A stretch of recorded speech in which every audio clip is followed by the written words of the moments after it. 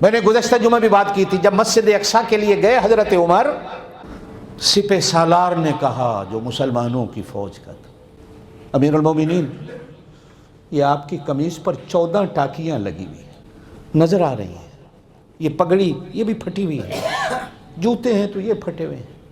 اس علاقے میں لوگ کپڑوں کی وجہ سے عزت کرتے ہیں، اگر آپ تھوڑا لباس بدل لیں تو جانتے ہو سیدنا فاروق اعظم نے کیا جواب دیا؟ فرمایا اللہ پاک نے عزت کلمے میں رکھی، ہمیں کلمے سے عزت ملی ہے، کپڑوں سے عزت نہیں ملی، کلمے سے عزت ملی۔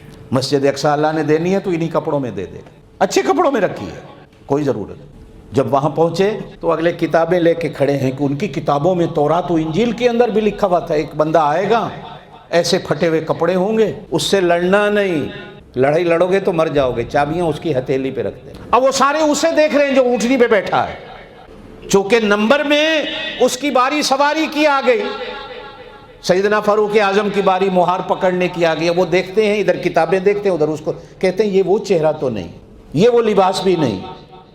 اتنے میں وہ کہتا ہے مجھے نہ دیکھو، اس کو دیکھو جس کے ہاتھ میں مہار ہے، یہ ہے یہ سمندر بھی جس کی بات مانتا ہے، ہوا بھی جس کی بات مانتی۔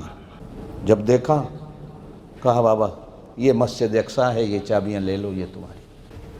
آپ اور میں تو عزتیں ڈھونڈتے ہیں وزارتوں میں، سلطنتوں میں، حکومتوں میں، پیسوں میں، تو ہمیں مسجد اقصیٰ ملے گی؟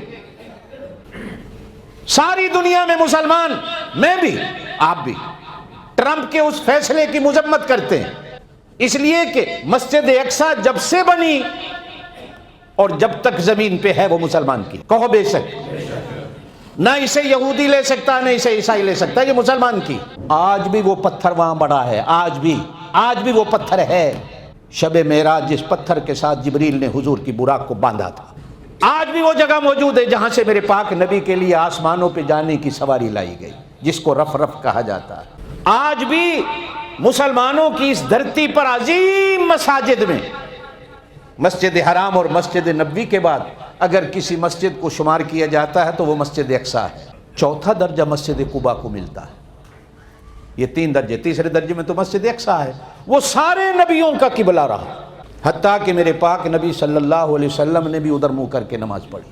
شاید آپ نے تاریخ نہیں پڑھی، آپ مدینے بھی پہنچے تو 17 مہینے تک مسجد اقصیٰ کی طرف منہ کر کے نماز پڑھتے۔ اللہ آپ کو مدینے لے جائے آمین کہہ دو، مجھ سے پوچھنا۔ آج تو محراب ادھر ہے جہاں امام کھڑا ہوتا ہے، کعبہ ادھر ہے، مسجد اقصیٰ وہاں ادھر ہے۔ حضور کہاں کھڑے ہو کر 17 مہینے تک امامت کرتے رہے کہ آپ کا منہ ادھر ہوتا تھا؟ اور مکے میں آپ جب نماز پڑھتے تھے تو آپ صلی اللہ علیہ وسلم جو مسجد اقصیٰ کی طرف منہ کر کے کھڑے ہوتے تھے تو آپ کہاں کھڑے ہوتے؟ آمین کہہ دو، اللہ آپ کو۔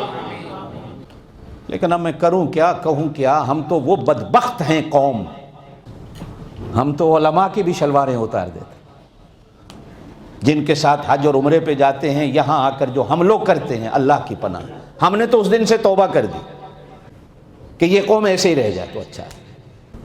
اللہ ہمیں علماء کی عزت کی توفیق، آمین کہہ۔ یہ نہیں کہ علماء کو آسمان سے اتری ہوئی مخلوق ہوتی، ہم بھی آپ جیسے ہوتے، لیکن